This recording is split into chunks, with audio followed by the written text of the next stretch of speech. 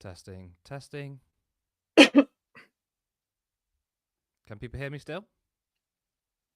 I can. Okay, good.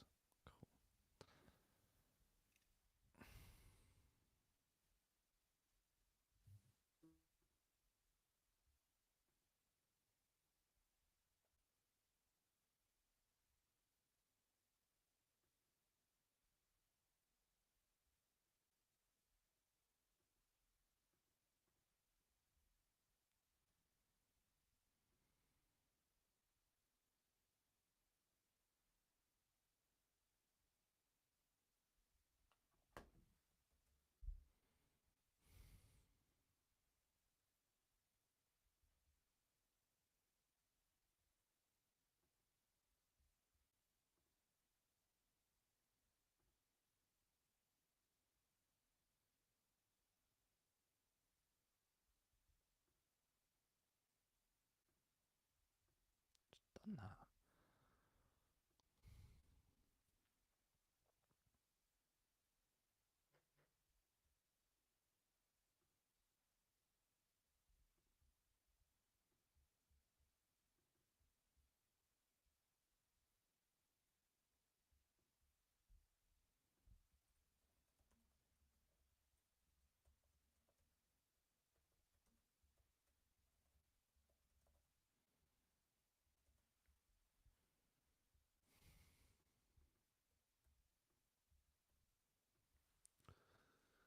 Oh.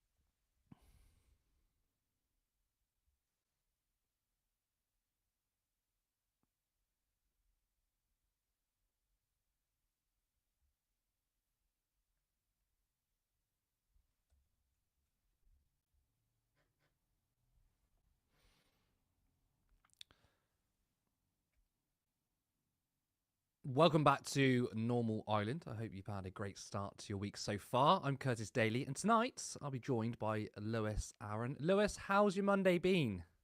Not bad, not bad. Just, went for a lovely little walk, caught up on the news, and just hoping that the world's going to get a little bit better, but we'll see after what we're discussing today. I feel like you keep saying you're hoping it's going to get better, but you're going to be waiting a long time. Because at the same time, I want to try and attempt to be an optimist, offer something which is hopefully going to be a sign of things of getting better, but ultimately we need to discuss all the terrible things that are happening. I hate to be like doom and gloomy, but we're in a doom and gloomy time. I feel like, you know what, it's going to be a bad time, but we're just going to roll with it. And we're all in the same boat, aren't we? And we're just going to watch the demise together. I'm not going to sing. Yeah, I'm not going to sing. We're all in this together. But yeah, no, it's fine. We need to keep people informed. We need to keep talking about these issues. We need to hear what people are saying in the comments and making sure that we keep these stories going, right? Absolutely. Now, on with the show. But remember, you got to like the stream because we know it helps with the algorithm. And if you're not a subscriber, please hit that button, but also hit the notification bell because so many people say we don't know when you go live, when your video is up. Now, we want to reach 20,000 subscribers. We're nearly at 19,000, so we're not far off. So if you're not subscribed, hit that button. You've also noticed that we're live at 7:30, not 8 p.m. There's going to be some changes.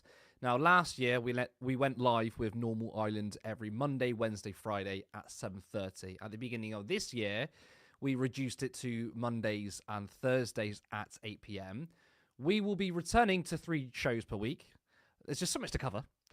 2 really isn't enough. And we are working towards having a live show Monday to Friday. Now, we will also be scrapping our Saturday debriefs, but not to worry. There will still be content every Saturday. What we're going to do is rotate interviews, vox pops, and video essays. And of course, a new show with our newest and brilliant contributor, Sarah Daly. She will be hosting a monthly show dedicated to women. There's going to be some amazing guests, but the name of the show is to be considered.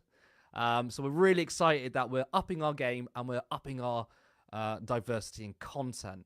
We also wanted to make things more consistent. So I will be hosting Normal Island twice per week on the same days. The other host will also be a regular. And every Friday, Sarah will be our guest. So it's going to be a Curtis, Sarah, Friday, Normal Island bonanza.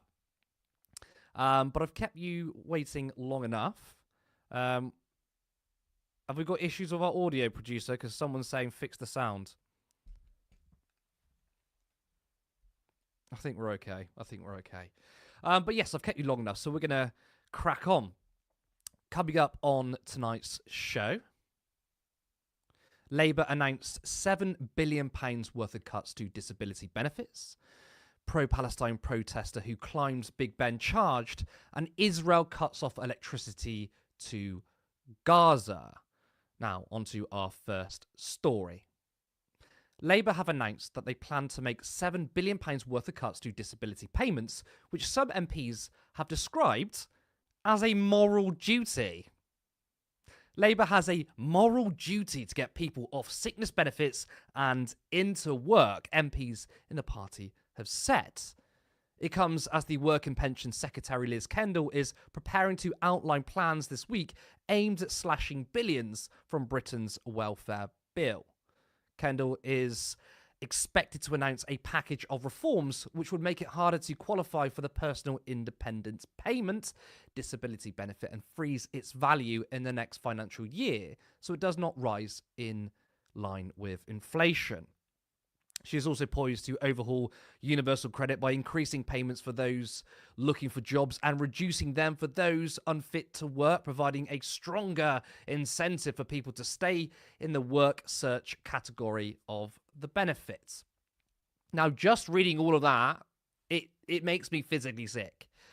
Now, Liz Kendall, or as I like to call her, 4% Liz, was asked on whether an impact assessment was carried out on these planned cuts.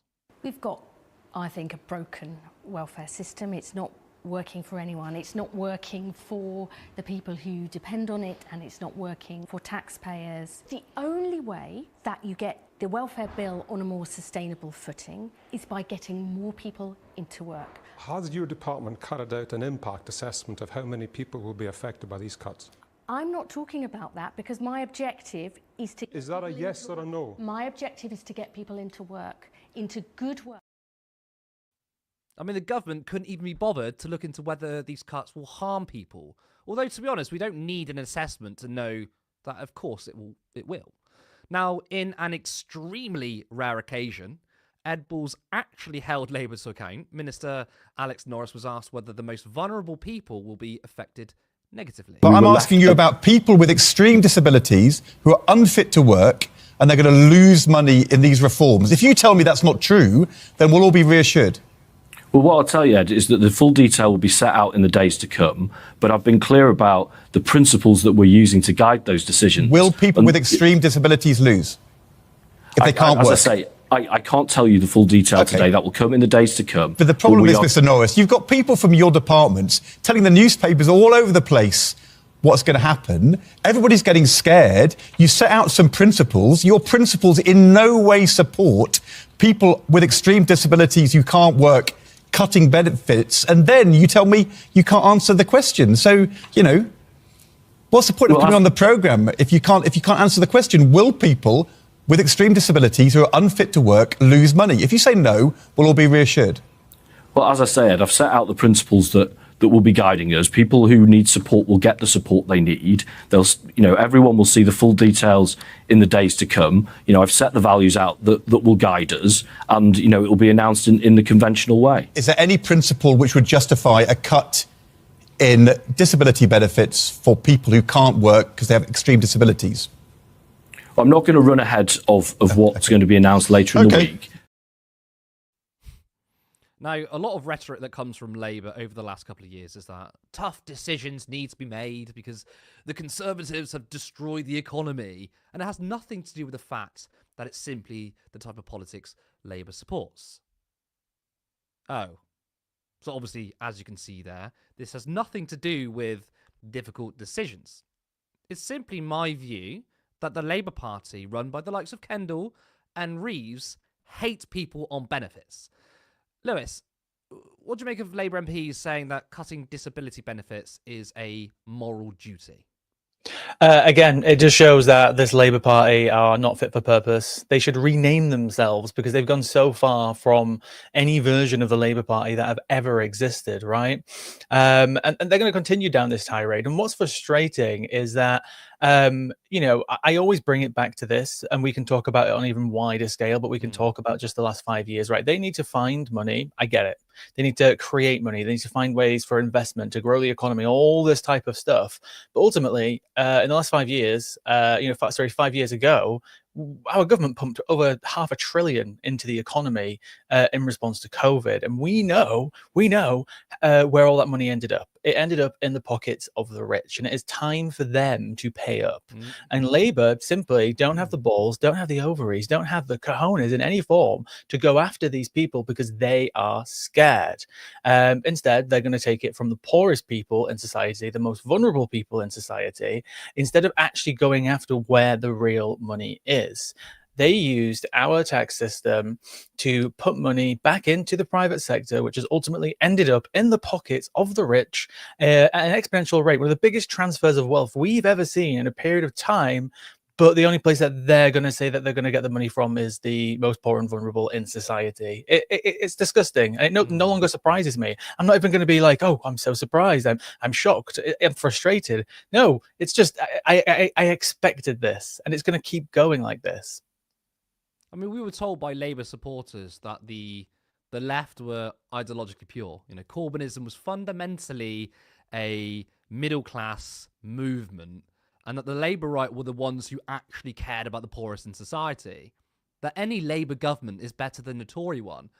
What's your assessment of Labour's attitude to those on disability and unemployment benefits compared to the Tories? It does actually seem they are fulfilling their promise, right? Let's talk about a promise that they've kept. That picture of Rachel Reeves saying, she's going to be tougher than the Tories. Well done. You've got there. Going after PIP, going after any sort of benefit which is helping people who are out of work. Because obviously the people who get PIP, I know one of my friends is on PIP. She wants nothing more to be working again. But my dad as well is also on PIP. He will never, ever work again. He will never be able to work again. He's got multiple overlying chronic conditions to the point where he is completely disabled. And my dad is the good old fashioned, Yorkshireman, worked ever since he was 14, had like 2 days off of work. And unfortunately, he got sick in his mid-40s and he relies on PIP. And my family relies on PIP because of that. So the thought of making their current situation worse on top of the cost of living crisis, the cost of everything is pretty disgusting. There is money out there. We can find it in different places. We should actually be investing more into these people. We should be helping them in every way that we can to make sure that firstly, the people who are out of work permanently have a great quality of life, because people who are out of work permanently still raise children, right? And we're putting children in a further system of poverty. So that's going to cause more problems down the line for those people who are being raised in those families. And then we have people on PIP who do want to go back to work, who have worked for years. But obviously, when you combine that with the fact that the NHS is screwed and people are waiting months for appointments, combined with the fact that the job market is messed up, to combine that with every other factor that is affecting people in society right now, how is cutting those PIP payments going to actually help anyone in any other way except making it making some lovely cuts in the government? It's absolutely ridiculous. And I expect this is going to continue because they failed to calculate, the wiggle room. They've been obviously criticized for this. I get it. 14 years of Tory rule, things are tough. Tough decisions have got to be made. But, the 21 million, 22 million pound black hole, they made some cuts to try and make up for that, but then left themselves no wiggle room, which again, amateur move. And now they're having to find more money. And obviously when exceptional circumstances happen, like with what's happening in Ukraine, and we need to now fund defense, again, they've left themselves no wiggle room. And this is going to continue to happen. Who knows what else is around the corner? And if anything else comes about, who are they going to go to first, Curtis? Where are they going to take the money from? They're going to go after the most poor and vulnerable in society again, because that's their pattern now. Well, I mean, George Osborne's austerity measures led to the killing of 330,000 people. This policy of forcing disabled people back into work is not going to help people, but it's going to put disabled people's lives at risk. If you think there's some kind of logic to these policies, that there are areas where disabled people can get into work, I'd love to hear it, but doing it by cutting benefits, I'm sorry, but this politics, whether it's deliberate or not, is a form of eugenics. Poor and disabled people are always the target from successive governments. And you look at all the wealth out there being generated, or we say it's been generated, all the wealth that's been hoarded by those that don't make productive work, whether you're a landlord, whether you own capital and you just make money off that. These aren't productive people in society, yet it's always looking at those who could be squeezed just that bit further, and we only care about these people. I don't think I'm being extreme when I say this type of politics is essentially eugenics.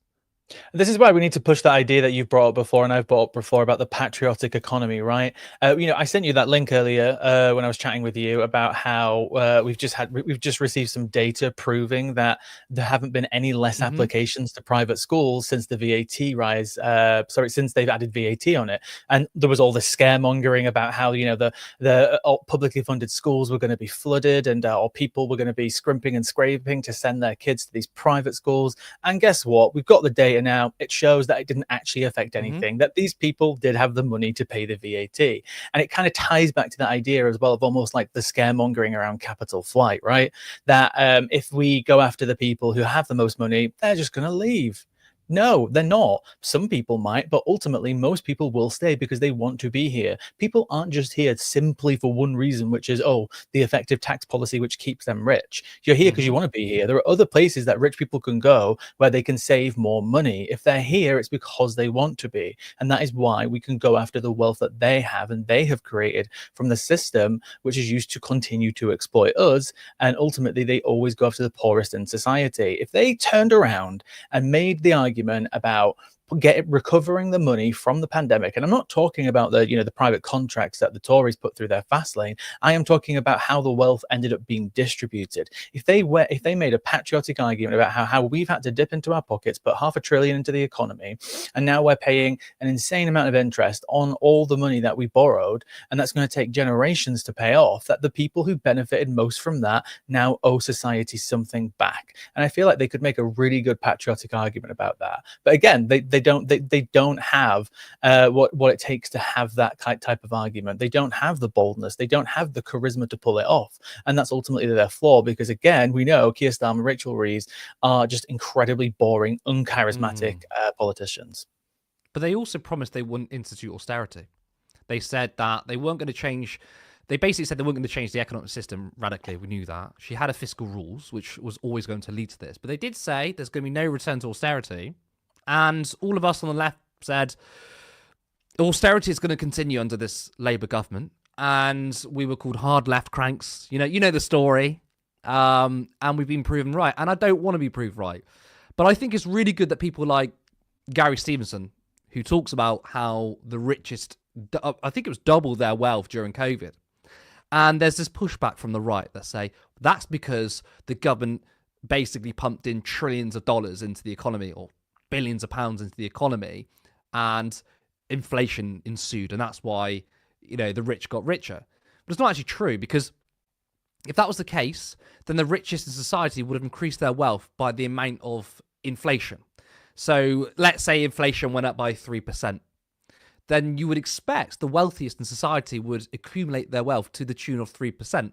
But they doubled their wealth. So where's the other 97% gone? You can't blame inflation, and you can't blame government spending. It's simply because the richer got richer, because at the end of the day, wealth accumulates. The more money you get, the more money you eventually get. And this is never going to stop. And Gary's made the argument before as well. If you want to go after people and get them back into work, go after the people who are making a living off their own wealth. If you've got millions in the unproductive, the rentier class.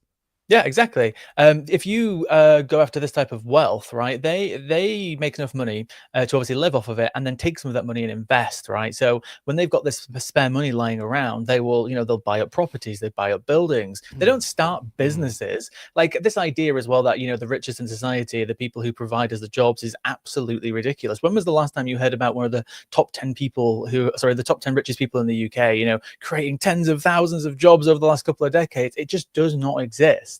And this lie is continued constantly and pushed towards us. These people do not create jobs. They sit on their wealth, and every time they get that interest payment coming through from all their assets, from all their capital gains, they pay a little bit of tax here and there, but they ultimately take it and continue to find ways to hoard more wealth with the wealth that they already have.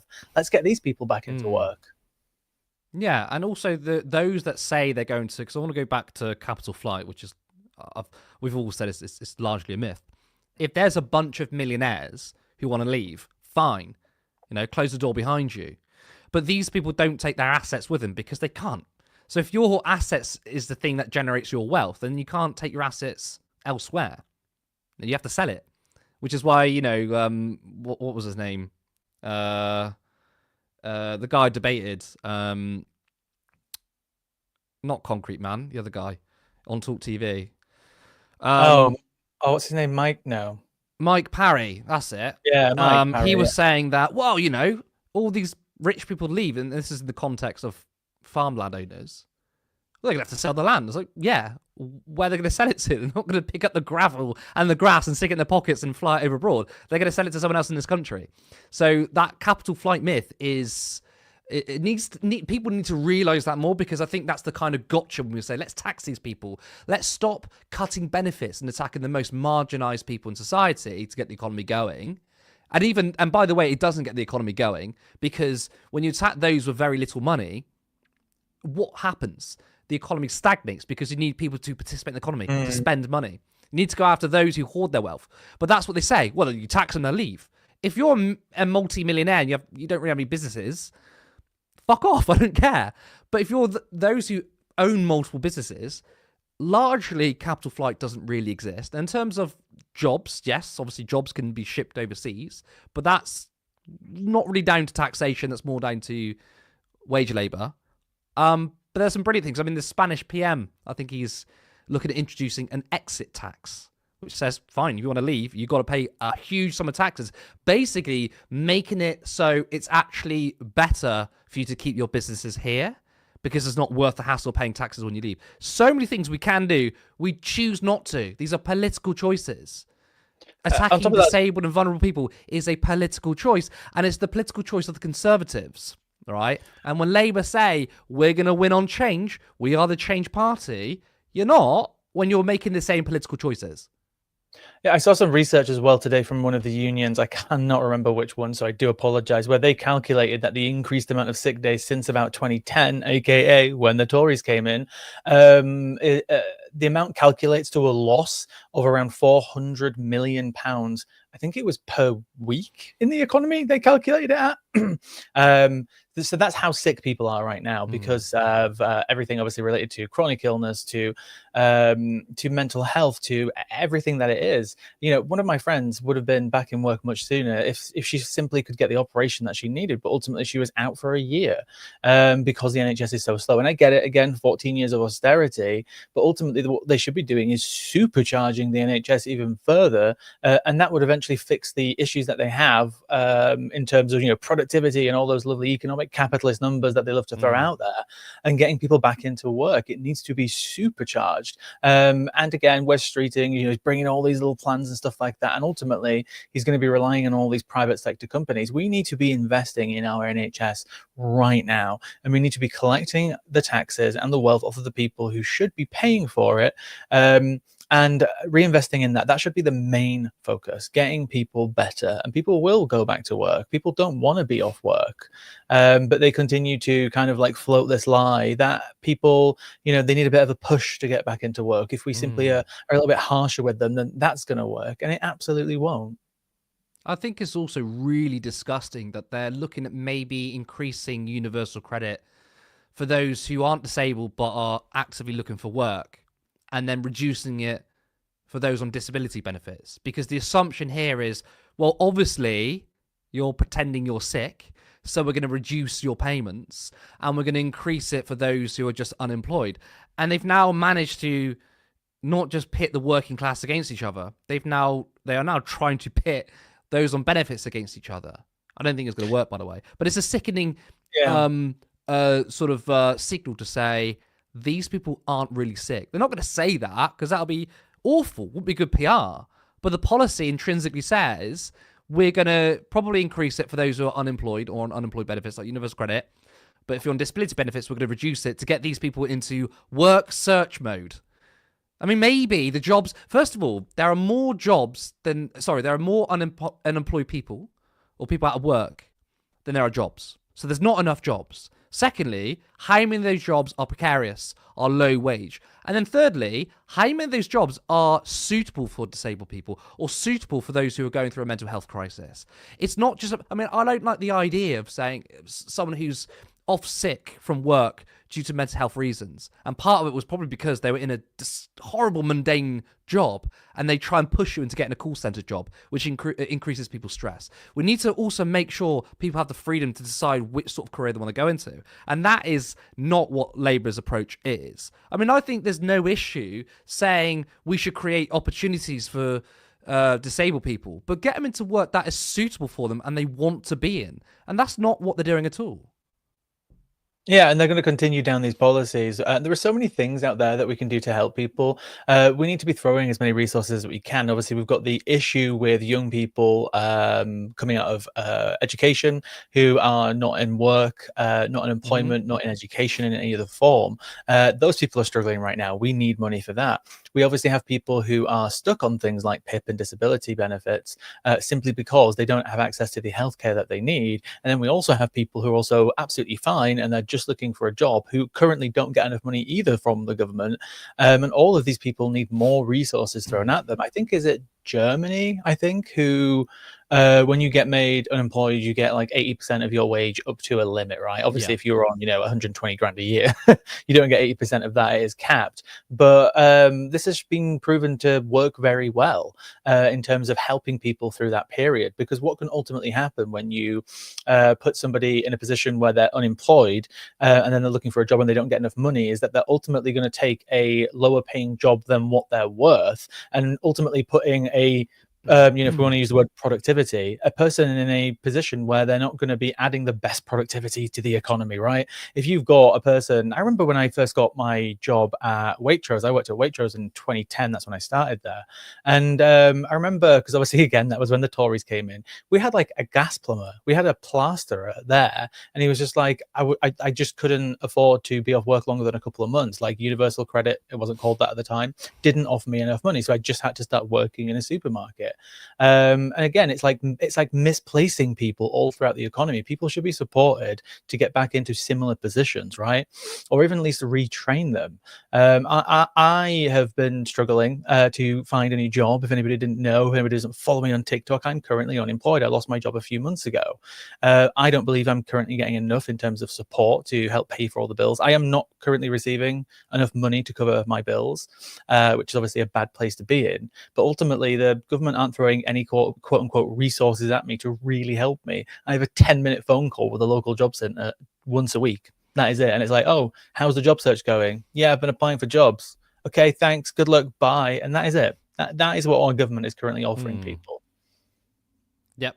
I know all too well, because I've also been on Universal Credit during my working life. It's horrendous the amount they give you. But it's not just how low the level of universal credit is. It's so bureaucratic the way they operate. Recently, my run-in with Universal Credit is trying to get in contact with people. What they do is there's if you've not had any experience with Universal Credit or disability benefits, but you sign into the government website online, and you have to create like a message to your person who's assigned to you, and they'll message you back, but they'll take a couple of days. Sometimes you want to speak to someone on the phone. It's very bureaucratic, but it's undignified, shall I say? But I think we've spent quite enough time on that already halfway through the show. So let's move on. We'll go on to our second story. A pro-Palestine protester has been charged after climbing Big Ben.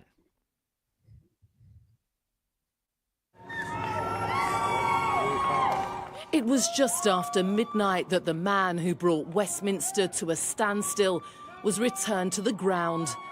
A 16-hour standoff between police and a protester who'd climbed up the tower housing Big Ben, finally over. The Metropolitan Police say the man was then arrested. The stunt, which began just before 7:30 a.m. on Saturday, was documented across social media. So I'm currently on the side of Big Ben. Negotiators were suspended in the air on a crane, pleading with him to end his protest. He'd been sharing videos on Instagram from his viewpoint, saying he'd only come down on his own terms. He proceeded to sit a third of the way up the iconic landmark. Barefoot and with no safety harness, he unfurled a Palestinian flag. Those on the ground looked on in a mixture of horror and fascination. Now, the man in question is 29-year-old Daniel Day. He's been charged with trespassing on a protected site and causing a public nuisance.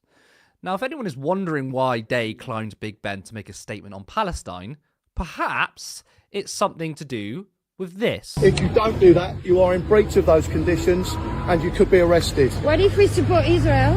Are we okay to stay or not? I think I made it quite clear which side it was about. If you're in support of Palestine, then you are breaching your conditions. And if we are in support of Israel, we can stay? Congo, Sudan. So what is this about? So what is it about? I understand if we can't protest at all, but like if we protest for Palestine, Sudan, Congo, we can stay. If we protest for Israel, we can stay. Yes. Just to make this clear. If we protest for Israel, we can stay. Yes. Just to make this clear. Sorry about that. I didn't put a background on the video, so it was quite weird to see me. Now, of course, that's quite self-explanatory, right? The police are doing the work for Israel. They're banning not protests, but certain kinds of protest, which is solidarity with Palestine. Now, of course, there was backlash for the young man who scaled Big Ben, but one response really stood out to me.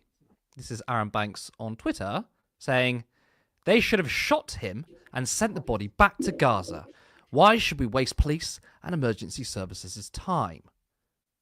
Now, I don't know how he hasn't had a phone call from the police saying that a protester should be shot and killed. Lewis, when you have the police working against the Palestinian Solidarity Campaign, continually making it difficult for pro-Palestine protests to organise, now we have footage of an officer saying, protest is fine if it's in support of Israel, then you can hardly blame Daniel Day for climbing Big Ben, can you? Yeah, exactly. And Palestinian protesters are going to continue to take more drastic actions, especially with obviously what's happening right now.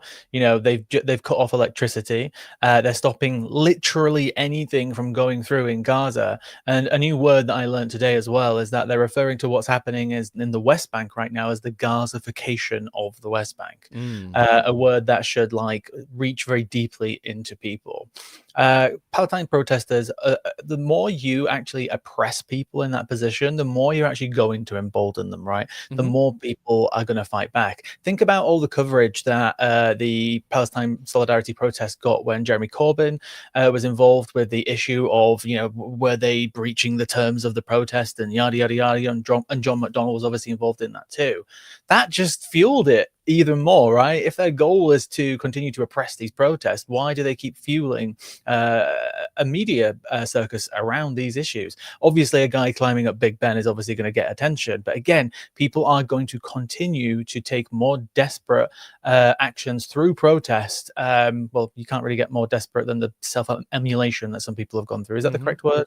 Self-emulation? Yeah. Where they set themselves on fire. We've had literally, what, 2 of those, I think, since the start of the war. But again, people are going to continue to do more drastic things to keep this in the news, to keep the attention going. Obviously, right now, the news media is competing with many things that are happening in the world. And, you know, fair play, there is a lot going on. But ultimately, it is distracting away from other things that are also happening too. And obviously, Israel are going to continue to take advantage of this. You know, they monitor the media attention. They monitor what everyone is up to all the time to see who's paying attention and who isn't, and they use that to calculate what they can and cannot get away with and where they can push boundaries. And right now they are severely pushing those boundaries. And the only statement from the UK and the Prime Minister is that, oh, we're very concerned. We're very concerned that Israel has cut off all aid, all trucks for 9 days. Now, when was this statement given? Because I was trying to find one before the show. I even went on. I saw it on the Guardian. I saw it on the Guardian live feed like a couple of hours ago. So it happened. So it was basically concern trolling. Well, we're concerned, but no policy. Yeah, exactly. And again, like just to emphasize as well, like what that means as well in terms of electricity. They have generators, they have fuel, they have backups, but that is also going to run out because they're not letting anything into Gaza right now, anything at all. No aid, no medicine, no food, no fuel, nothing. It's completely blockaded, and at some point generators are going to run out. So the desalination plants, which desalinate water for about 500,000 Gazans, is just simply going to stop working, which means they might actually get desperate and start actually drinking the salt water. And then we have people who have been provided water, you know, just manually through bottles and tankers and stuff like that. They're not coming in. The electricity fuels wells as well. Wells need electricity to operate, so they can bring up water from underground. They don't have access to that right now, and this is increasing obviously the possibility of adding to the current genocide, meaning this is another genocidal action which can be added to their legal case at the various courts that they're going through right now, as expressed today by Francesca Albanese. We are going to come on to that more specifically in a bit. Sorry, am I going off? It's slightly ahead, but I do want to say, before we move on, if you are enjoying our show, please like and hit the subscribe button. once the show is finished, come back and leave a comment. It helps with the algorithm, and of course, we read them too. We are just a group of volunteers who are trying to turn this into a full media organization where this becomes our full-time jobs. So if you'd like to support us, then you can do by going to turnleftmedia.co.uk/support. There you can sign up to our Patreon and support us for as little as £3 per month. You can also give us a one-off donation through our website too. Alternatively, you can become a member on YouTube for 99p. Now, we'll be right back after this video.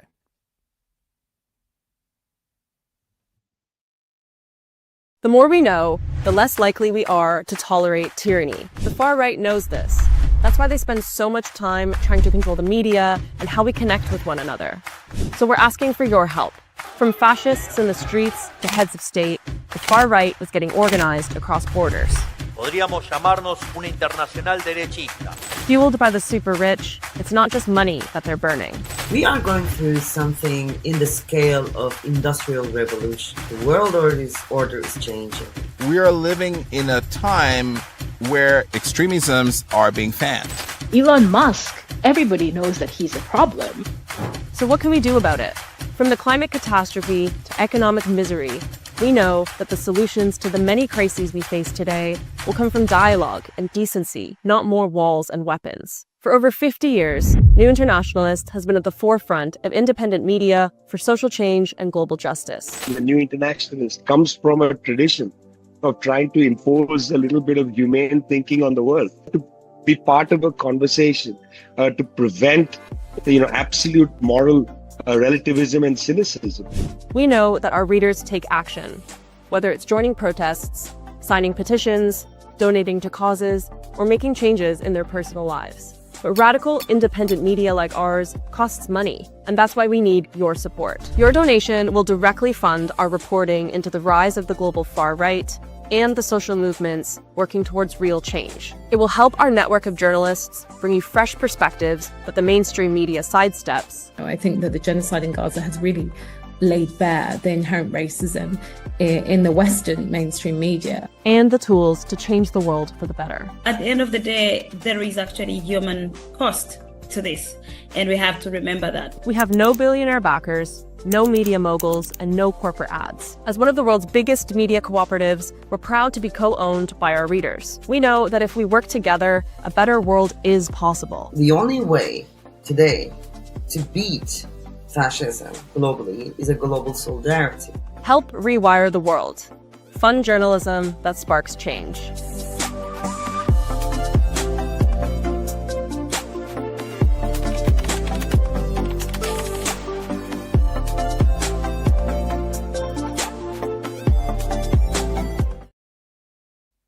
That's a really good advert, I think. It's very entertaining, well produced and put together.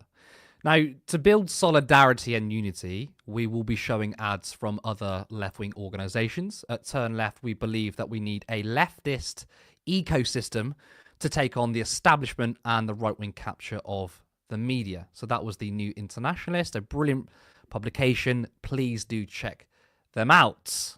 Now, onto our final story. Israel has decided to cut off electricity to Gaza, in which they say it is to pressure Hamas in releasing the remaining hostages. In a video statement on Sunday, Cohen said, "We will use all the tools at our disposal to bring back the hostages and ensure that Hamas is no longer in Gaza the day after the war." The decision to cut electricity is expected to primarily affect the operation of desalination plants, which are crucial for providing clean drinking water. Now, of course, Israel is claiming that Hamas has breached the ceasefire deal and the cutting of electricity is an attempt to get the remaining hostages from Hamas's captivity. And if you only consumed the mainstream media, you'd be inclined to believe that. But of course, at Turn Left, we cut through the bullshit. Israel is doing its best to sabotage this ceasefire deal, as they have done many times in the past. This ceasefire deal has 3 phases. The first phase has officially ended, yet Israel is dragging its feet and are trying to prolong this phase. Talks to prolong the fragile ceasefire, the first phase of which ended on the 1st of March, are expected to resume in Qatar on Monday. Israel wants Hamas to accept an extension of the first phase of their ceasefire. But Hamas wants to start negotiations on the ceasefire's second phase, which would see the release of the remaining hostages from Gaza, withdrawal of Israeli forces, and a permanent end to war. So another day, another war crime from Israel. Lewis, it's very clear what this is. And if Israel were to stick to the ceasefire deal, they would be closer to getting the hostages back. But instead, they want to cut off electricity to continue their genocide. So what I think this ties to, it was in Israeli media earlier this week, is that the government, specifically Smotrich, announced that they're going to create the Department of... what was the title? Basically, a department to encourage people to immigrate elsewhere. So I think this just ties into that obviously greater and grander plan to push Palestinians out in any way that they can, right? So when they combine these horrible circumstances that they're adding to that, you know, even if you get a ceasefire, we're still going to make you go through hell. We're not going to let you relent. We're not going to let you find any sort of peace. We're going to continue flying drones over you every day. We're going to mess with your aid. We're going to mess with your hospitals. We're going to mess with your water. We're going to mess with your energy. They're going to continue to make Gaza into hell to try and force people to leave that land. And this is all what it ties into. And obviously, while the world is somewhat distracted right now with other issues that are going on, they're taking this opportunity to go full swing onto this topic. And that's why, you know, to tie it previously to the other topic is people are going to take desperate measures and desperate actions to kind of refocus on exactly what is happening right now, not just in Gaza, but also in the West Bank. 1,500 people have now been detained in the West Bank. It's an incredible amount of people. They are under military detention. They don't get the same rights. They don't get the same process. And they can just be there indefinitely. We've got continued attacks today in Gaza, and we've got Israel just doing whatever it wants. They're encroaching on Syria. I don't know if you saw just a couple of days ago, the army led a guided group of ultra-Orthodox Jews into South Lebanon so they could pray at a specific site. And during that, they actually shot a Lebanese officer and then took them hostage. Like, again, not in the news. How is it that Israel can take a Lebanese soldier hostage, bring him back to Israel, and it not be all over the news?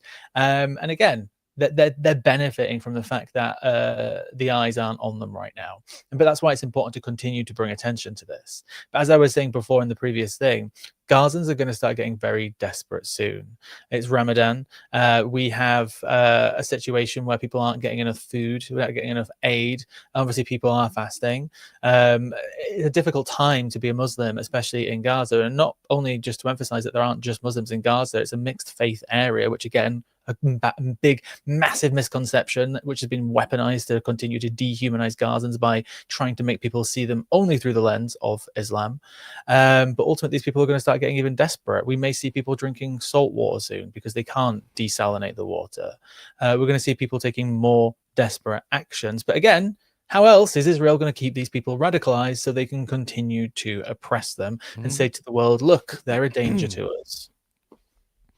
Yeah, and the Israel taking the Lebanese officer, it's Israel's plan for expansion.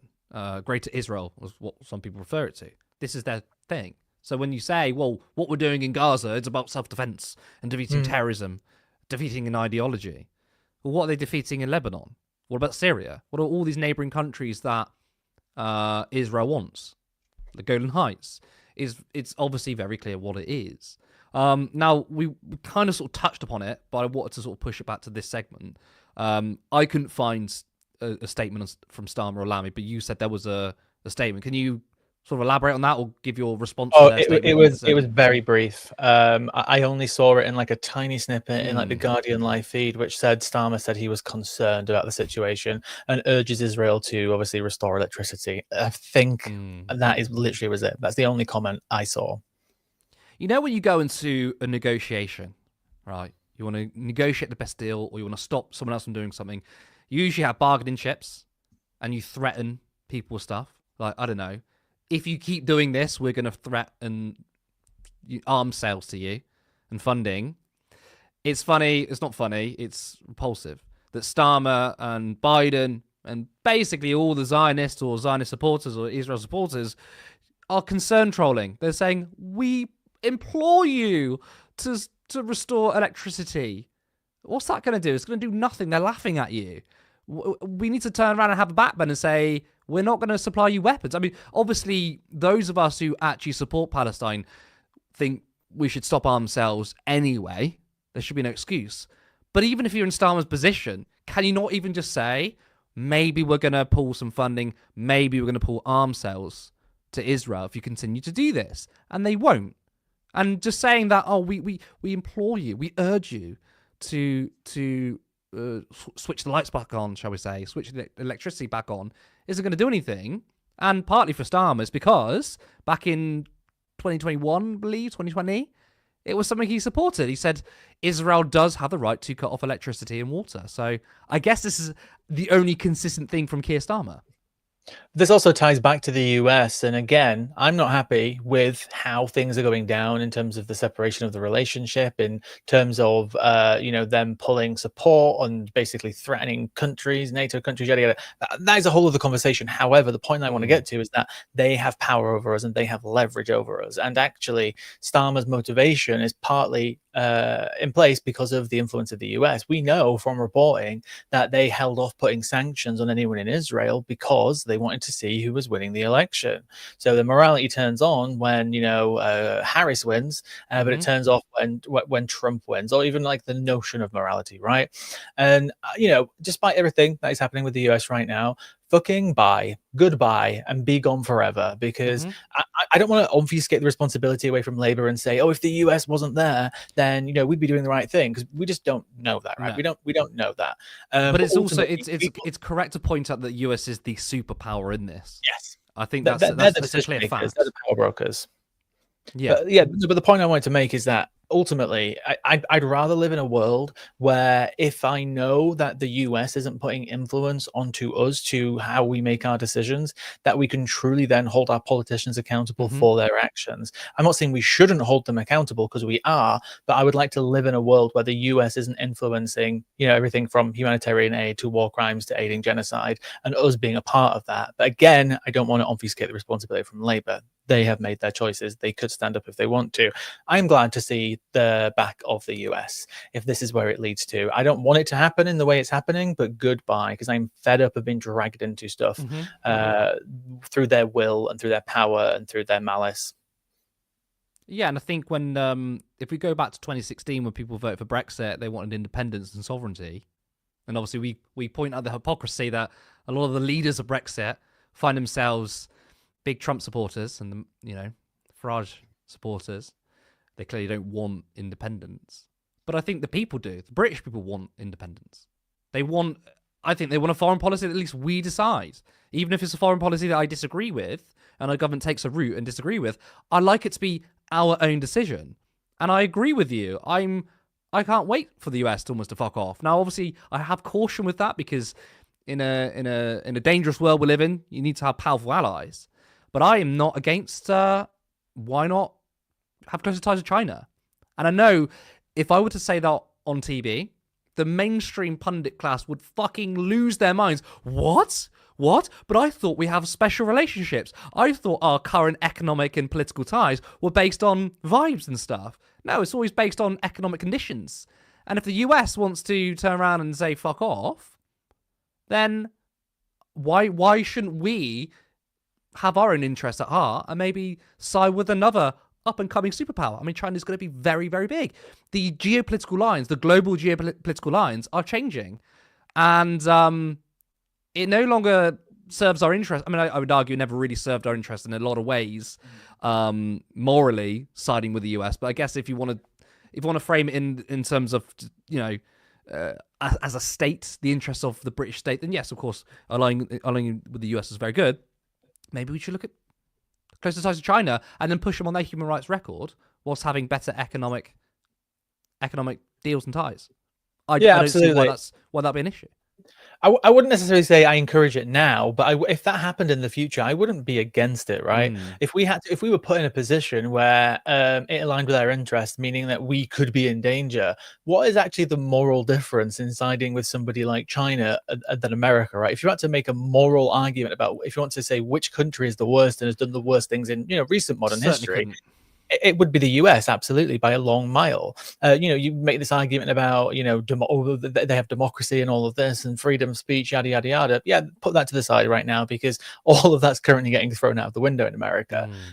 China have done very bad things and continue to do bad things. I could invoke many things right now, but there's no point going into them. But ultimately, if you had to make a moral argument about who's the worst, right now, it would absolutely be the US. No, right, even before Trump. Come on, let's be honest. Oh, of course, absolutely. I mean, just the American state. It's not even anything to do with Trump. America's a colonial state, and the atrocities they've done worldwide obviously predates Donald Trump. And obviously, a lot of the media pundit class think that Donald Trump is like the worst of it all. He's just the most obvious sort of encapsulation of what the American empire is. And they, and by the way, the people say they never were an empire. They were an empire.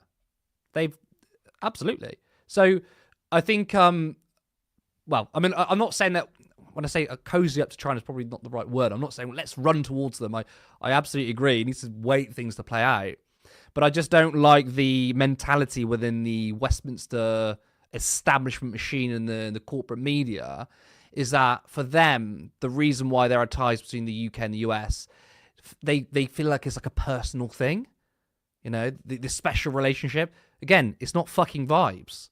It's not based on vibes. It's basically on material interest. The material interest of the state. That's simply what it is. That's why global hegemonies rise and fall. That's where the last last 1,000 years, there's not been a constant in terms of the global superpowers. They change. They do. But hopefully what I would like to see is for Europe to decouple from the US and hopefully just stay that way. Absolutely. Hopefully we won't be pushed into a situation where we have to ally with anybody else or rely on anybody else. We need to rely on ourselves. I do agree with that sentiment, but obviously the way it's been done is terrible. Hopefully we won't be pushed into any positions which we find ourselves being uncomfortable in. But then again, with Donald Trump, who knows where we're going to be in a few years. So we'll have to obviously wait and see. But I do want to bring it obviously again back to the Gaza issue because it's just not being again covered in the right way. It's not getting the attention that it needs. There are so many bad things happening out there right now. Netanyahu was in court today for the 16th time for his corruption and bribery trial that people constantly forget to mention, right? When we're talking about Donald Trump in the news, we'll invoke his previous cases, his felonies, we'll invoke the sexual abuse case and all the times he's been accused of doing bad things. But for some reason, when we talk about Bibi, we never mention the fact that this guy is literally in the fight for his political survival every single day, which is the biggest driver of all the issues that we have right now in Gaza is Bibi giving into the far right to stay in power, changing all these laws to consolidate power, to oppress people. That is a story that just does not get covered in the way it should. They're trying to oust the Attorney General right now because she actually stands up against the government. Again, obviously maybe not something that's worthy of Western media, but their country is a mess right now. Their democracy is a mess, and they do in effect have an authority. I would say an authoritarian. I don't think I go as far as to say as a dictator, but he is an authoritarian. He absolutely is. He is willing to assert and keep his power by any means necessary, and he's continuing to do that and somehow surviving and causing so much harm while he does that. I think we should bring in our producer and go to our comments. It's been quite an active chat. Now our producer with us is Cog. Want to come in? It has been. Can everybody hear me? Just a quick audio check. The audio check with the chat rather than audio chat with the check. Yeah, just that 2 times fast. I know. If you let me know in the chat if you can hear me, I'll just look for confirmation. Cool, Andy. Thank you very much. Cool. So, starting off with the super chats and gifted subs. So we have Andy himself, who gifted 1 turn left membership and just gave me a thumbs up for the audio. So I appreciate you, Andy, in multiple ways. We've also got Jim Speak, who gifted 5 turn left memberships. Thank you, Jim. Always good to see you. Fantastic stuff. And Zeke, again, gifted 5 turn left memberships. Again, somebody who's been incredibly generous. Really appreciate you, Zeke. And James Holmes, different kind of generous, became a member himself for 14 months, which is absolutely fantastic. We'd love to see it. Thank you all. It honestly means so much. I almost can't believe that people are actually paying us money. Oh, wait, us? We don't deserve this, but yes, try. Absolutely. So I'm also one of those people who's just like, I don't know how to say thank you for people giving us things. I'm always just like, thanks. It's almost like I feel like, when you're at your birthday and people are handing you gifts, and it's kind of like, thank you. I'm always awkward with saying thank you. Thank you, guys. I'm making it more awkward. I'm going to drink now. Okay, I think you got away without making that too awkward, Lewis. We're all good. So first of all, Becca says in relation to the first video, tax the rich. Yes, tax their second homes and their stocks and shares and crypto and offshores and private pools and planes. And this made me think of Thomas Piketty in Capital saying that there should really be a government assets register to trace stocks and shares so that they become taxable. There has to be an asset register or some form of keeping tabs on it already, because you can't have two people buying the same asset. You can't both buy the same share in the same company, and so making that a public register that could be taxed is something. It's something simple that we could do. But yeah, what do you guys think? Assets is the key. We can talk about increasing income tax, we can talk about corporation tax, fine, but I think it is the unearned wealth that's the key to inequality in the economy. So we need taxes on second homes. Ideally, no one has more than one home. The increase of capital gains tax, I know Labour did that in their in their budget, not much, but that's the right way. And a wealth tax, I think. I didn't know that was actually Thomas Piketty's idea, but I love it. We don't take assets seriously. No government seems to want to be interested in looking at assets, and the fact that we don't even have a register for them, it's kind of insane to me. There's so much wealth out there that is unearned by these people, and they're just hoarding it and using that wealth to accumulate more wealth is absolutely insane, and it needs to be taxed. I think what I'd like to see a change in with capital gains is that, when my CEO, one of my former companies, gets paid £6 million in shares, and that's not subject to tax until 10, 15, 20 years down the line on the capital gains tax, which is tiny, is that they should at least, at a minimum, a small change in policy, pay the amount of tax on the original amount that it would have been if it was cash, because this is how they get away with it, right? They get paid £1 or £2 million, and they get paid £7-8 million in shares, which they don't pay the same amount of tax on.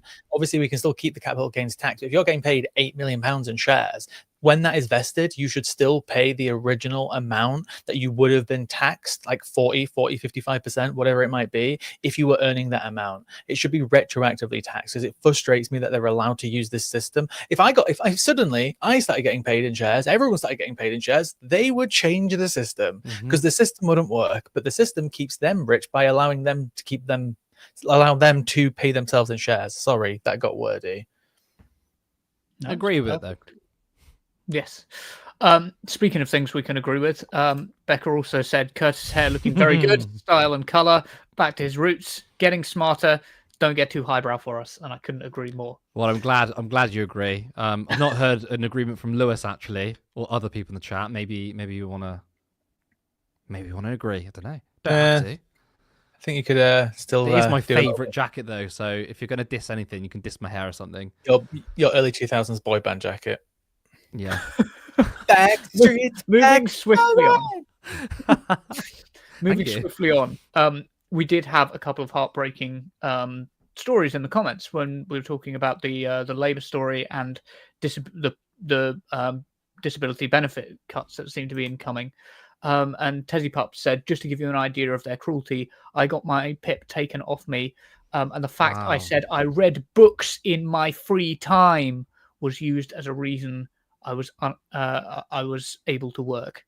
You guys have both mentioned at this point being on unemployment benefits, and what do you make of that? Well, for me, I was slightly fortunate because I was on universal credit during the pandemic, and they were way less strict. In fact, they didn't even check up I didn't get phone calls to say, "Are you looking for work?" I think it was simply like, "We'll just pay you. You don't even need to prove it." So, I was on disability benefits because I hurt my wrist for about 6 months, but that was a short time.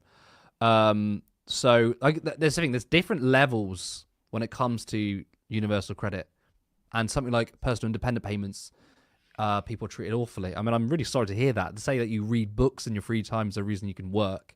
Obviously, those making that decisions don't think you can actually work. It's a way of punishing people. Also, as well, it's a postcode lottery in terms of what service you get. Obviously, what is happening to Tessie shouldn't happen. But when my friend renewed her PIP a few months ago, she waited 2 months, finally got a response, and just said, "Oh, we're too behind. We're just going to renew it for another year." So it's just postcode lottery, depending on how you're treated as well by the system. The other thing to say, I think that's worth mentioning, is a lot of the time the DWP is notorious for essentially hedging their bets with the court system, and not turning up to court when somebody does challenge them. Like was 90% of claims taken to court, they're overturned, aren't they? Yeah. And a lot of the time they don't even send anybody down to challenge it, because they know it will be overturned. It's all about just bringing the numbers down to make the government look good. It doesn't matter whether it's an actual reason for declaring somebody fit to work. There was a page I used to follow on Facebook called Atos Miracles, which sort of recorded all this and the amount of stories where people would challenge it, and they wouldn't even face any pushback from the government. Of course, that was under the Conservatives, under the blue Conservatives rather than the red ones, but you get my point. So on to the next comment. So cat profile, the cat symbol. I think that's a cat. Like a cat lying down. That's the only way I can describe what that username says. Are Labour going to introduce any measures to support people with disabilities accessing the workplace? Because if I remember rightly, they already oppose home working. And I thought this was an interesting angle to come at it from. What about working from home? This sort of work, this culture we've got against, that seems to be against people working from home. But yeah, they continue to do a tirade on this. I was listening to some stuff about this today, about how they think obviously it increases productivity, and how nobody's ever at their desks. And, you know, the new ministers have all come in and they're just seeing empty desks. Like, I agree, right? There should be some structure with it. Like, you know, most people work when it comes to hybrid working, where it's like you have to work so many hours in the office, you can work so many at home. You know, a lot of companies come up with schedules where somebody's just not there on a Monday and nobody's there on a Monday and Friday and everybody's there Tuesday, Wednesday, Thursday. If it's you know, unstructured in many ways, then create a structure. But like just dragging everybody back into the office for 5 days is just not going to be a competitive workplace to work for, is it? When you can go into the private sector and easily access hybrid work. So they still need to remain competitive.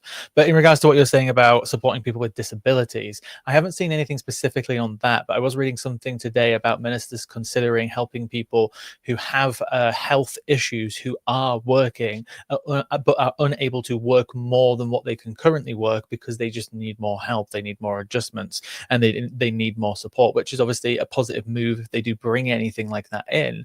But I haven't seen anything specific to help, you know, disabled people access work. They seem to be really lacking in that. Well, I mean, that's why you can't trust someone like Liz Kendall. You know, if there was, look, if it was a Jeremy Corbyn government and there were measures to try and get those into work who are disabled, or increase their work capacity, you know, it doesn't mean we can completely trust the government, even if we support Jeremy Corbyn, right? But like the economic policies behind them was not the sort of policy of demonizing the poorest in society. But Liz Kendall, I mean, there's a few slip there. Liz Kendall has always wanted to do this. It's been a lust for her to cut benefits, because, as I mentioned earlier, it's not that, oh, well, the economy's doing really, really bad, the Conservatives fucked everything up, we have to make these decisions. She's been talking about this for years. And that article clip I showed earlier of Rachel Reeves saying that we should be tougher on benefits than the Conservatives, that was in 2013. So they've always believed in this. So I'm completely skeptical that there's going to be any meaningful support for those with disabilities getting to the workplace. And yes, you're absolutely right. They have poo-pooed the idea of working from home. They've taken the boss's line, which is to say, oh, we don't know if it's going to decrease in productivity. We don't like this idea. Well, if you actually want more people into work and will make it more accessible, then actually working from home is a fantastic thing to do, and you should talk it up. But I don't see them doing that. It's just cruel. That's what it is. It's cruel politics. It's gutter politics. It's the politics of what the Conservatives believe in. It's what they are. And it's exactly what the Labour Party are. It's. I think it's all. There's this impression, I think, that they're allowed to get away with, that people on benefits are, people who say they're a bit sad sometimes, and so they sign off for mental health. But the reality is that this affects people who are going through some of the worst things that they can go through in their life, such as Andrew in the comments, who says, I know the support I need to go back to work, a new pair of lungs, legs, a thyroid, all cancer-free, not some dumb Labour minister cutting my benefits. And Andrew said in the comments about being terminal as well. It is just the most, it's horrifically affecting the people who should have the easiest time when they're going through the most difficult time in their life. I don't know if you guys want to comment. Well, I did want to say that because earlier on we spoke about how the question put towards Liz Kendall was, is there an impact assessment on these proposed cuts? Like, did you at least look into who this is going to harm? And they fucking didn't. And Liz Kendall went, I don't want to talk about that. No, we want to fucking talk about it, because people like Andrew and other people who are going to be affected by these policies, they couldn't even be bothered to see whether their policies were going to harm people. And I suspect they know it's going to harm people, but they want, as Lewis said, to get the numbers down. It doesn't matter whether people are eligible or not. They want to say to the country, look at us. We are the grown-up Labour Party, not the hard left utopian who want to spend loads of money, but we were the ones that clamped down on benefits. We were the ones that were harsh on disabled people, not the soft Conservatives. And it makes me fucking sick and angry, whilst it doesn't even work politically, because people aren't going to look at that and go, yes, now I'm going to vote for the Labour Party. Yes, that's going to stop reform. So there is absolutely no benefit to this. There's no political capital that can be gained from quite literally trying to kill people. And I'm going to say it, these policies are murderous. We know what George Osborne and David Cameron did between 2010 and 2015. It was 330,000 people's lives lost due to austerity. And the Labour Party promised change. And, okay, we knew there were going to be a right-wing Labour Party. We knew they were going to be neoliberal. We knew they were going to be captured by corporate interests. But just for the low-hanging fruit policies, the policies that, they could have not attacked people on benefits. At least. And yet they want to seemingly go further. It makes me fucking sick. Also, as well, the system is just massively inefficient as well. My parents are going through a fight right now that when my dad has to go for his reviews related to the benefits that he gets, even though he is never going to ever go back to work, he still has to get regularly checked. He still has to regularly go through the system. And previously, because my dad was well enough to do his own assessments, he was able to do it by himself. Now he can't. He's got very bad memory problems. But they're insisting that my mother shouldn't be able to go with him so she doesn't influence his assessment, and they're having to fight against that. They have a letter from the doctor.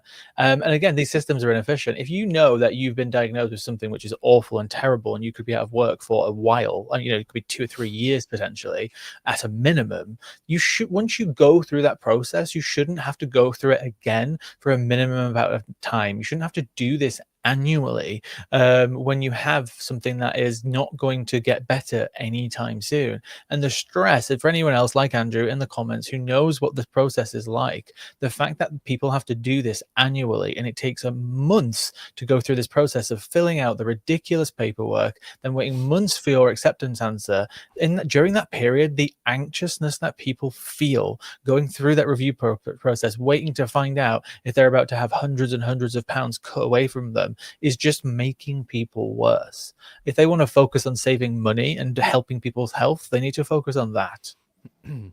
Yeah. I think that Liz Kendall was absolutely disgusting. I think she's vile. I have no qualm being extremely harsh on her. She repulses me. I think she's a terrible politician, but she's a terrible person. If this is what you go into office for, you get paid nearly £90,000 a year plus all the expenses to live a life, and you're in the top 5%, by the way, when you're an MP's wage, right? You're comfortable now, and you have connections, and your calling in life is to get into government to punish the poorest in society and the most vulnerable in society. It makes you a terrible person. It makes me sick. I know I'm not really arguing any facts or logic here at the moment. It's just pure anger, but that's also, Andrew, we wish you the best as well. Absolutely, yes. Absolutely, yeah.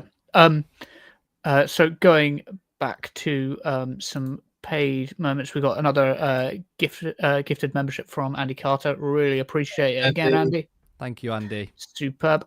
And we also have Graham, who donated $4.99 and asked us to watch as much Roy Casagrande lectures as possible. I'm assuming what Graham is referencing is Dr. Roy Casagrande is, I think he's a Texan historian / political scientist who's very skeptical of the US as an imperialist force.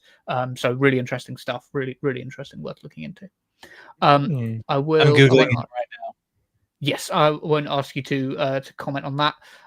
However, I will bring in. Where were we? Oh, yeah. So Martin says Owen Jones warned about this, i.e., Labour's swing to target disabled people, and the Starmer fan club were brutal in their responses to him. Anything to say to Starmerites right now? I've got a lot to say to Starmerites, if I may, unless you want to go first, Lewis.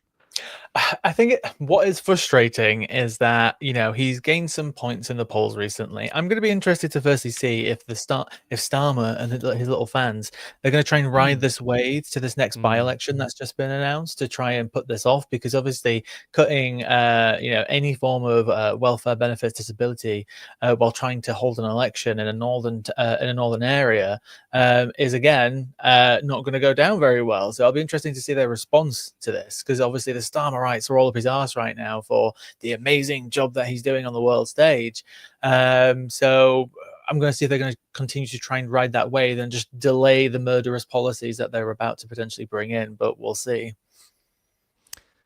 I mean, to the Starmerites who are trying to defend these policies, or even to the Starmerites and Labour supporters who are disgusted by these policies, all I can say is you got what you wanted. You got what you wanted, and that's all I'll say.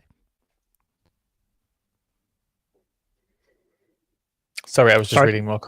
Yeah, I didn't realize I was muted. Excuse me. I started speaking. I didn't realize I was muted. Oh God, we're back in the pandemic.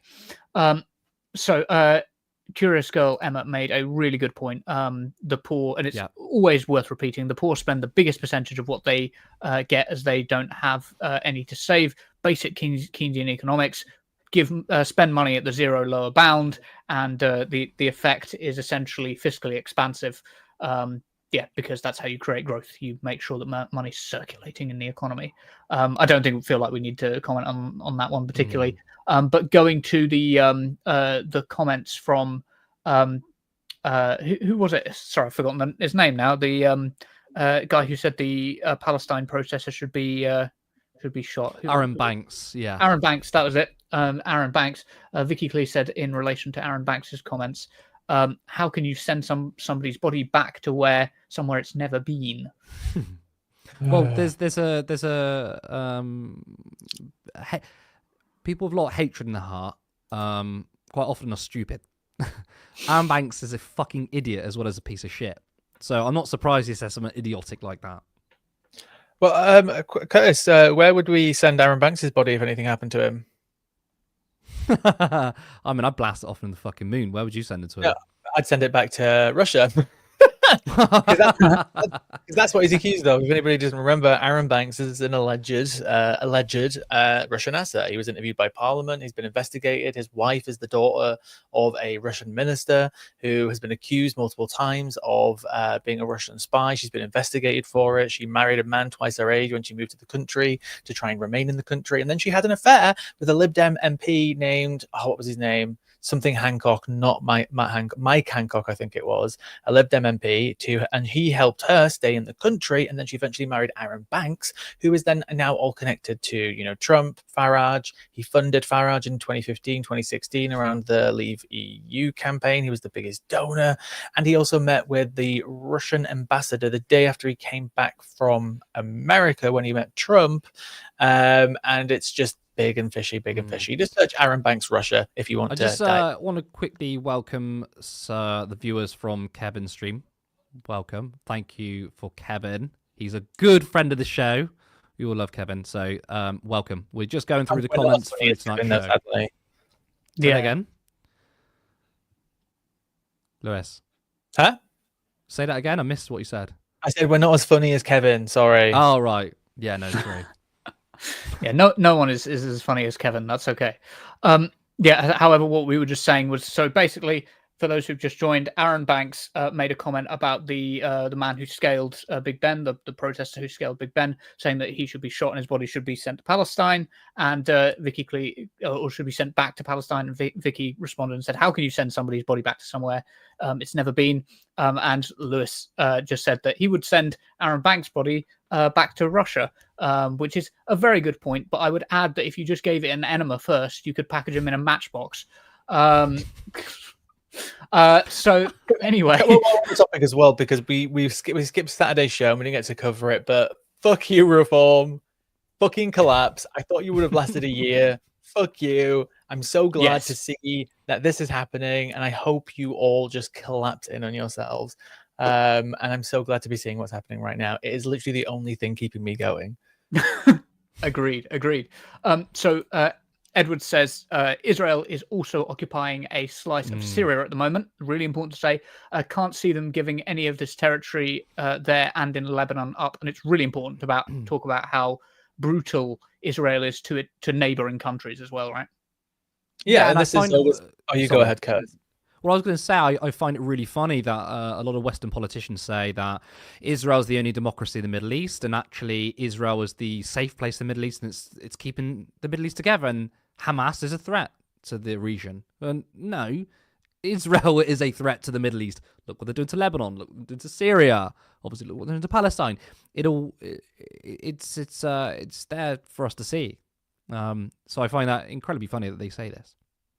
Yeah, and again, it's always been the plan to expand their territory. That has been the plan, not even since day one, since before this project even started with their independence. This is what they always wanted. It goes back again to meetings that they had with the colonizers, us, back in around 1918, 1919. They were supposed to get more land, and they're continuing on that mission throughout the years. I was just reading, I mentioned it to you as well, Curtis, last week, that I was reading about the Suez Crisis, and I've never really read into it that much before, and I found out that the French and the British, when we were working together with Israel on this, part of Ben Gurion's plan was, when this was all kicking off, that he was going to take South Lebanon, he was going to take the Sinai Desert in Egypt, he was going to take the West Bank, take parts of Jordan as well, and it was going to be a big land grab while everything was going on. I had no idea that was a thing. And again, they've always wanted this land, and they're going to continue expanding.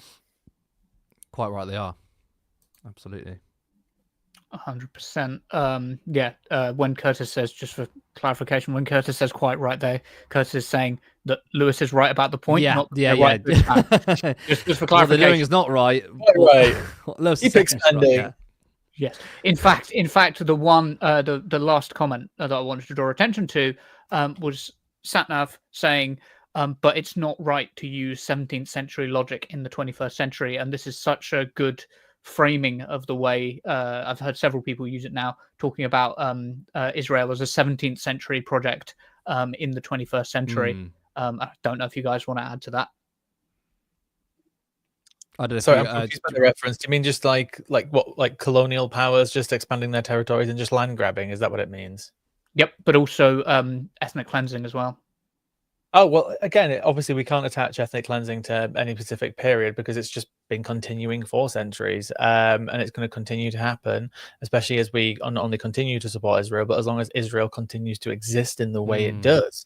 Oh, go ahead. Well, I was going to say, it's not right to use 17th century logic in the 21st century, but is it not the 20? Like, is it not being used in the 21st century? Like, we would like to say that we're not like our barbaric past, but clearly we are. So I feel like this is like a more academic comment because Cog's the academic and we're just two working class lads. So this is interesting because there's several historians, like such as Peter Wood, who argue that the period through the 17th and the 19th century was a period where the barbarity actually increased. He talks about like a history having like a moral U curve where colonial powers, because there's this impression that that the cruelty has sort of got better. It's a straight line. We're getting better as peoples, but actually it's not quite the case. There was a moral worsening with the onset of large scale capitalism, imperialism, colonialism, and that's really important to say. So 17th century logic, yes, but it is, I think, as Lewis kind of says, it is 17th, 18th, 19th. And early 20th century logic. Seeing it in the late 20th century or early 21st century is really quite jarring, at least in the sort of brazen way that Israel is attempting it. But I think part of the reason why it's more jarring, and I don't necessarily like drawing direct comparisons to certain things because people try to do not the oppression Olympics, but like, oh, this situation was worse than this one and yada, yada, yada. But in many ways, obviously, when it comes to the Holocaust itself, we didn't necessarily know everything that was going on at the time that it was going on. Obviously we knew we had this empire expanding, we had them doing bad things, we had some reports that some bad things were happening, but we didn't fully find out until after, right? And that's why it's one of the biggest crimes that's ever happened in history and why it is drilled into us so much. So whereas Gaza is like the most live streamed genocide, like exactly, it's all so clear in many for us ways, to see, in terms, and politicians still turn a blind eye. It makes it worse in so many ways, not of the scale, but of like the humanity of it. This also makes it worse. Obviously, the scale of the Holocaust was insane. It's one of the worst crimes in history. But when we're actually living through this period and we're watching it happening, the entire world is watching it happening, and we're not preventing it. I think that type of crime is so much worse in so many ways. Yeah, I mean, given that context, that comment makes complete sense. Yeah, 100%. But that is the last comment. So back to you guys. Okay. Thank you so much, Cov, for being a great producer, and some wonderful comments we had there. Actually, it's been a really good show. I was not happy with the stories, but I thought we did a good show for you guys. But it is all we have time for. I want to thank our viewers who tuned in. I want to thank all those who contributed via Turn Left memberships and Super Chat. All of your contributions are wonderful. They mean the world. As little as possible, as much as possible, doesn't matter. It means a lot. And of course, I want to thank Lewis for joining me. You're an absolute gem. Can I just say fuck you to Reform one more time before I go? Thank you. Screenshot that, guys. Now remember to like the stream, and if you're not a subscriber, then hit that button. We are trying to reach 20,000 subscribers. I think we are about 300 off 19,000. So if you're not subscribed, hit that button. If you want to see us grow, then you can head over to turnleftmedia.co.uk/support. There is a link to our Patreon where you can support us monthly for as little as £3 per month, or follow the other link to give a one-time contribution. Remember, as I explained at the start of the show, we've now changed our schedule again. We're going more frequent on our normal island shows. So instead of Thursday, we'll be back on Wednesday at 7:30 p.m, a lot sooner than usual. I want to say thank you again. I'm Curtis Daly, and I'll see you next time. Support independent media. Support social justice that's there on social media. Thank you. Turn left.